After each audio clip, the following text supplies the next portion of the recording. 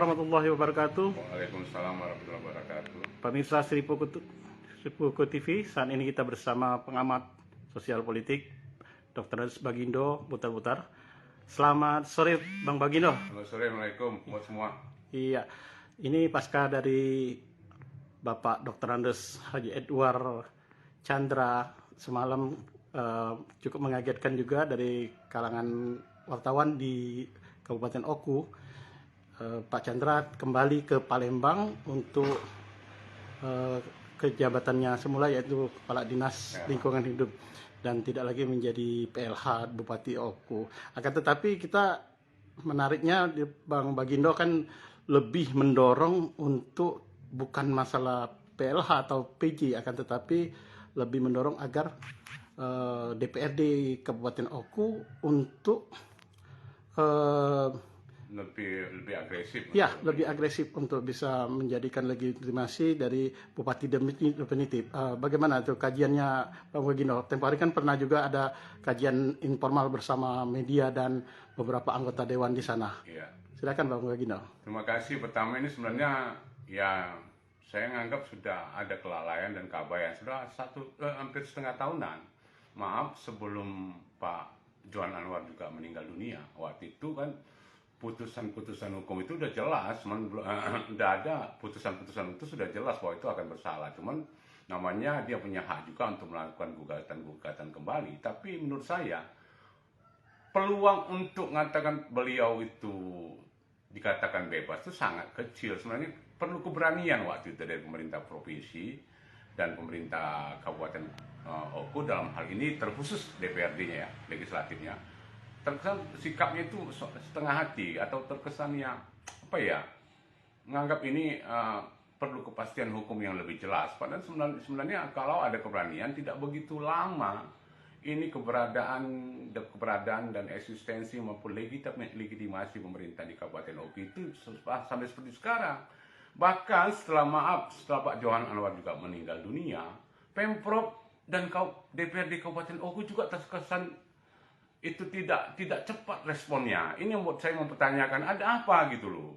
Kenapa terkesannya mereka ini ya nggak punya sikap yang responsif dan melihat bahwa di masyarakat ini sekarang aspirasi dan keinginan masyarakat ini kan pengen segera diadakannya, di samping PJ yang punya tugas khusus nanti menjalankan tugas untuk mempersiapkan mekanisme pemilihan lewat DPRD bersama kawan-kawan di DPRD Oku. So, mempersiapkan panitia pemilihan ataupun Pokja untuk terkait pemilihan kepala daerah paslon definitif di pemerintahan Kabupaten Oku.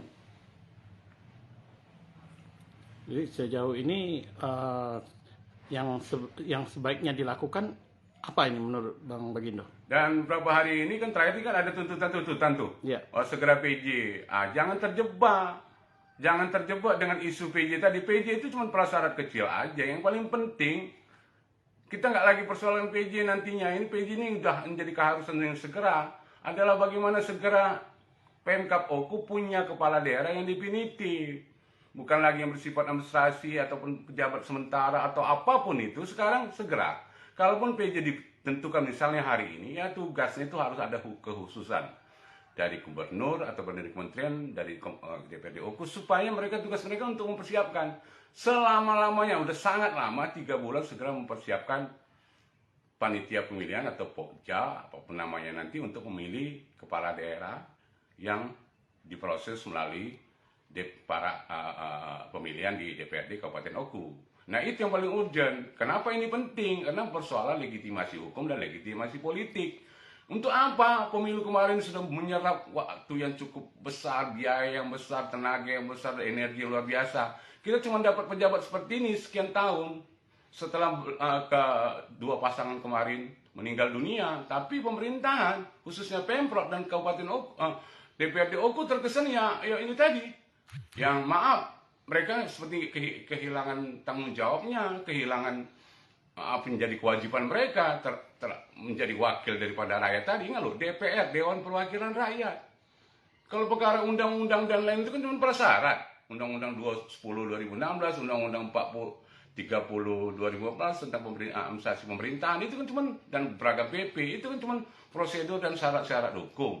Tapi yang peran utama mereka adalah menjalankan itu, menjalankan aspirasi rakyat yang sedang menjadi kebutuhan utama bagi masyarakat dan pemerintahan Oku, yaitu adanya kepala daerah yang punya legitimasi tinggi, yang namanya kepala daerah definitif, yang sekarang pas lewat penyelenggaraan pemilihan oleh KPU, sekarang lewat DPRD. Ini harus pahami, jangan kita terjebak oleh isu PJ. Yang paling urgent adalah memilih paslon bupati definitif di atau melalui DPRD Kabupaten Oku.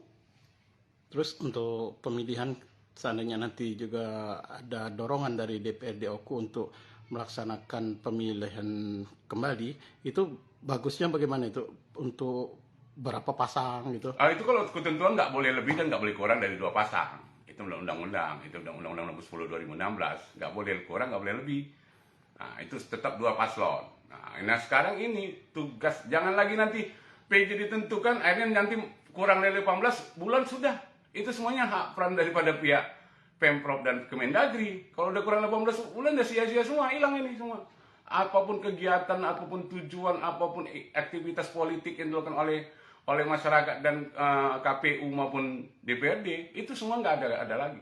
Semuanya menjadi hak eksekutif untuk menunjuk PJ dalam tempo untuk 18 bulan. Kalau kurang 18 bulan itu nggak berlalu lagi secara hukum. Nah, sekarang jangan sampai minimal 19 bulan hitungan sekarang, dari sampai kapan batas jabatan mendiang almarhum Koryana dan mendiang John Hanarwar, itu yang harus diselesaikan, walaupun nanti ada pilkada serentak di 2024 kan itu. Nah, ini sampai 2023 ini mereka harus dapatkan. Sebentar lagi loh.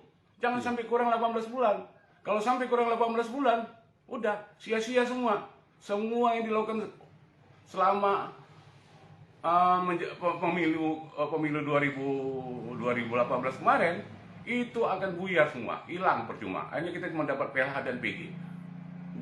Tidak pernah maksimal dan optimal, maupun kinerja pemerintahan, birokrasi, program-program pembangunan di Oku tidak akan pernah maksimal. Korbannya siapa? Masyarakat.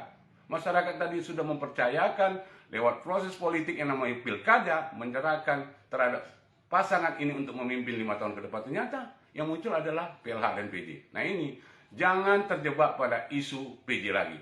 Bagaimana mengutamakan isunya adalah melakukan pilkada ulang melalui mekanisme DPRD, sehingga diperolehlah nanti pasangan bupati yang definitif, yang bisa menjalankan tugas penuh, dan tugas penuh tanpa ada pembatasan-pembatasan administrasi yang selama ini ada di nomenklatur PLH ataupun PJ. Kalau Bang Bagindo melihatnya ini, apakah dari partai-partai pengusung ataupun yang lainnya, tidak